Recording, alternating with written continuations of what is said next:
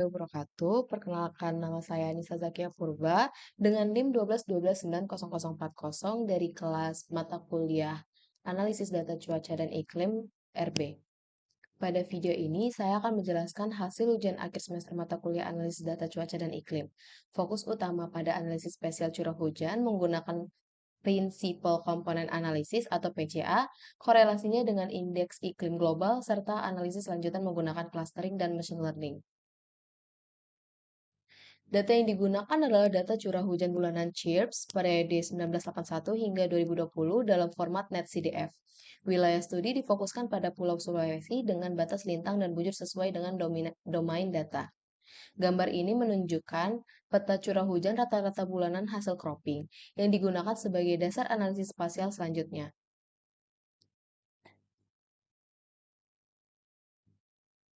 Sebelum PCA dilakukan, saya menghitung anomali curah hujan dengan mengurangi nilai rata-rata waktu dari setiap grip. Langkah ini penting untuk menghilangkan sinyal musiman dan menonjolkan variabilitas curah hujan. Selanjutnya ada script plot menunjukkan bahwa PC pertama menjelaskan variasi terbesar, sekitar lebih dari 50% dari total variasi data.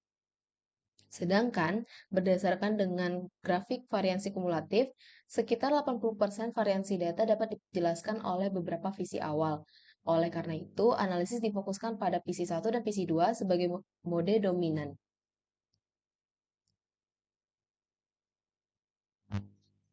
Selanjutnya ada pola spasial EOV atau Empirical Orthogonal Function, di mana di EOV1 menunjukkan pola spasial dominan curah hujan di Sulawesi yang menggambarkan variabilitas utama wilayah tersebut. Sedangkan EOV2 menunjukkan pola dipol utara-selatan yang mengindikasi adanya perbedaan respon curah hujan antar wilayah dalam skala regional.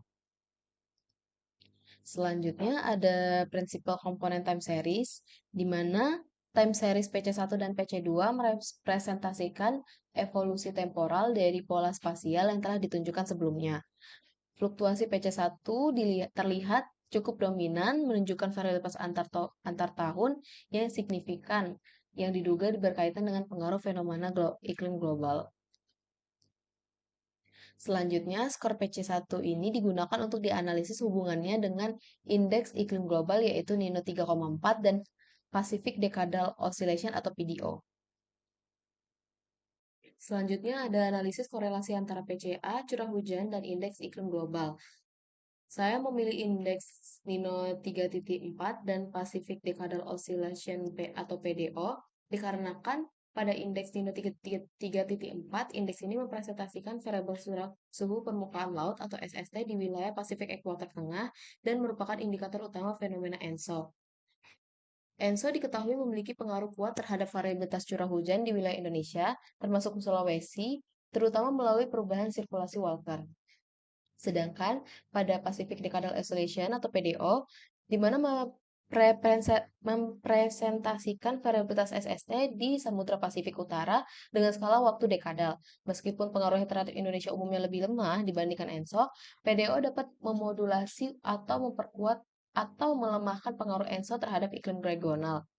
Pemilihan kedua indeks ini bertujuan untuk membandingkan pengaruh varietas iklim interanual atau ENSO dan variabilitas iklim dekadal PDO terhadap pola dominan curah hujan di Pulau Sulawesi. Korelasi PC1 curah hujan dengan Nino 3,4. Hasil analisis didapatkan di mana korelasi Pearson antara PC1 curah hujan CHIRPS dan indeks Nino 3,4 pada periode 81 sampai 2020 menunjukkan koefisien korelasinya negatif 0,42 dan p-value kurang dari 0,001. Nilai korelasi negatif yang signifikan secara statistik ini menunjukkan bahwa ketika indeks Nino 3,4 bernilai positif di fase El Nino, nilai PC1 cenderung menurun. Sebaliknya, ketika indeks Nino 3,4 bernilai negatif atau fase La Nina, nilai PC1 cenderung meningkat. Secara fisik, analisis ini mengindikasi bahwa El Nino berasosiasi dengan penurunan curah hujan di wilayah Sulawesi, sedangkan La Nina berasosiasi dengan peningkatan curah hujan. Hasil ini konsisten dengan pemahaman klimatologis bahwa pemanasan SST di Pasifik Tengah Timur menyebabkan melemahnya konveksi di wilayah maritim Indonesia. Hubungan ini juga terlihat jelas pada grafik time series PC1 dan Nino 3,4 Nino 3.4 yang menunjukkan kecenderungan berlawanan fase. Scatter plot PC1 versus 3,4 yang memperlihatkan pola selebaran dengan kemiringan negatif. Selanjutnya, korelasi PC1 dengan PDO. Hasil korelasi persen antar PC1 curah hujan dan indeks PDO pada periode yang sama menghasilkan koefisien korelasinya di negatif 0,11, sedangkan di p-value-nya ada di 0,012. Nilai korelasi ini tergolong lemah meskipun masih signifikan secara statistik pada tingkat kepercayaan 95%. Hal ini menunjukkan bahwa PDO memiliki pengaruh terhadap variabilitas curah hujan di Sulawesi, namun jauh lebih kecil dibandingkan ENSO. Dari grafik time series, variasi PDO tampak lebih lambat secara dekadal dan tidak selalu sejalan dengan fluktuasi cepat PC1 curah hujan. Scatter plot PC1 terhadap PDO juga menunjukkan segaran titik yang relatif menyebar tanpa pola linear yang kuat. Secara fisik, hasil ini mengindikasi bahwa PDO tidak secara langsung mengontrol variabilitas curah hujan Sulawesi, tetapi dapat berperan sebagai faktor latar belakang yang memodulasi respon iklim regional terhadap ENSO. Berdasarkan hasil korelasi yang diperoleh, dapat disimpulkan bahwa ENSO di Nino 3.4 merupakan pengendali utama variabilitas curah hujan dominan PC1 di Pulau Sulawesi, sedangkan PDO memiliki pengaruh sekunder dengan kekuatan korelasi yang jauh lebih kecil. Variabilitas curah hujan Sulawesi lebih sensitif terhadap fluktuasi iklim interanual dibandingkan dekadal. Pada soal nomor 3, saya menganalisis aktivitas matahari menggunakan data sunspot number dan indeks geomagnetik DST, kemudian menerapkan metode clustering untuk mengidentifikasi pola dominan, aktivitas matahari, dan kondisi geomagnetik bumi. Data yang digunakan berasal dari ke planet dengan periode analisis 1996 hingga 2019 yang mencangkup siklus matahari 23 dan 24. Data diubah menjadi time series kemudian dihitung statistik deskriptif untuk masing-masing siklus. Hasil statistik menunjukkan bahwa siklus 23 memiliki nilai rata-rata dan maksimum sunspot yang lebih tinggi dibandingkan dengan siklus 24, yang menandakan bahwa aktivitas matahari pada siklus 23 lebih kuat.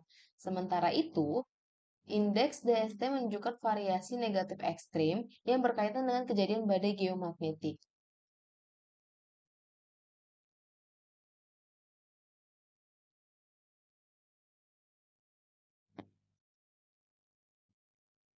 Penentuan jumlah clustering, di mana untuk menentukan jumlah clustering optimal digunakan metode Elbow dan Silhouette score.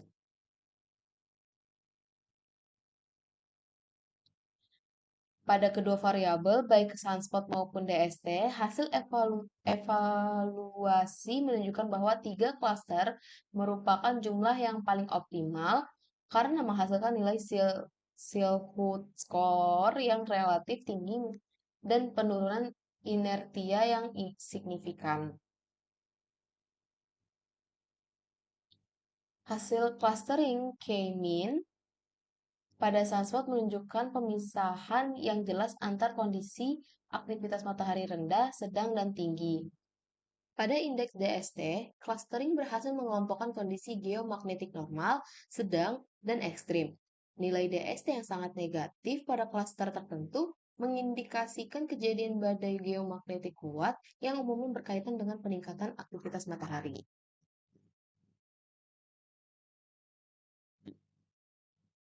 Pada soal nomor 4, dilakukan analisis supervised learning menggunakan metode rainforest untuk memprediksi probabilitas kejadian hujan ekstrim. Hujan ekstrim ditentukan berdasarkan ambang batas persentil ke-80 dari rata-rata curah hujan spasial. Nilai ini kemudian dikonversi menjadi variabel biner, yaitu 1 untuk menjadi hujan ekstrim dan 0 untuk non-ekstrim.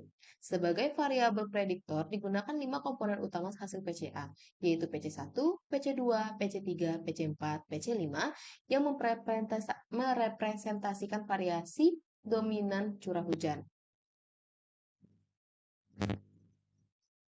Data dibagi menjadi data latih dan data uji secara temporal untuk menjaga konsistensi deret waktu. Model random forest dilatih menggunakan data latih, kemudian dievaluasi menggunakan metrik RMSE dan koefisien determinasi R2. Hasil evaluasi menunjukkan bahwa model mampu mempelajari pola kejadian hujan ekstrim dengan baik pada data latih, serta masih mempertahankan performa yang cukup baik pada data uji. Grafik probabilitas hujan ekstrim menunjukkan bahwa model dapat menangkap periode-periode dengan peluang hujan ekstrim yang lebih tinggi. Perbedaan antara hasil prediksi dan data aktual mencerminkan kompleksitas proses fisik hujan yang tidak sepenuhnya dapat direpresentasikan oleh model statistik.